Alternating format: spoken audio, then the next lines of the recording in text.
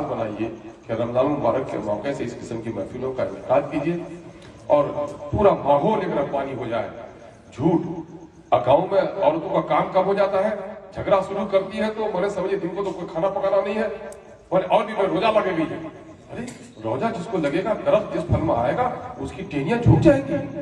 रोजा जिसको लगेगा तो रोजा का लग जाना का मतलब कि कौन सा काम कर रहे हो तुमको रोजा झूठ बोलने और झूठ पर उकसाने से अगर नहीं रोका तो ये भूख प्यास है। फरिश्ता खबर लेकर जाता है, एक शख्स के बारे में कहता है कि शख्स ने रोजा रखा, और एक शख्स के बारे में कहा जाता है ये शख्स भूखा रहा, है ना। अल्लाह को खान पान छुड़ा देने की हाजत नहीं है, दरअसल वो कैफियत पैदा करनी है। जिसने झूठ बोलना और झूठ पर अमल करना नहीं छोड़ा उसका रोजा रखना नहीं रखना बराबर है, वो भूखा रहा। तो आप लोगों ने इस महफिल को कामयाब किया है। खुदा के वास्ते इस मौके से सदके कीजिए, एक दूसरे की मदद कीजिए।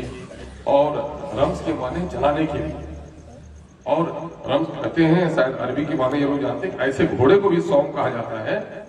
सौम कहा जाता है जो घोड़ा जंग में ले आने के लिए तैयार करा जाता है। कितना दिन कौन भूखा रह सकता है? जो भूखा ज्यादा दिन घोड़ा भूख में रह करके तवाना रहता है उसको भी सौम की कैफियत उसके अंदर में होती है।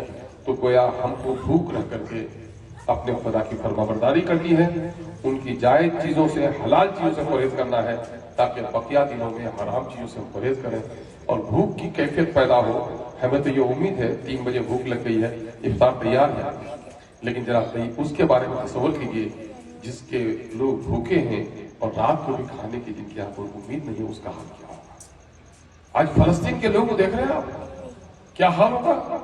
उनके बच्चे टुकटुकी बांध कर देख रहे हैं कि कोई सामान लेकर आएगा तब एक नवाला उठा पाएगा। तो अपने मजबूर भाइयों को, अपने भूखे भाइयों को, महरूम भाइयों को इस मौके से याद कीजिए। अल्लाह तबारक तआला हम सबों को दिल जमी के साथ रमजान मुबारक का पूरा एहतमाम करने, रोजा रखने और दीगर इबादत में इन्हें माँ की तौफीक अता फरमाए।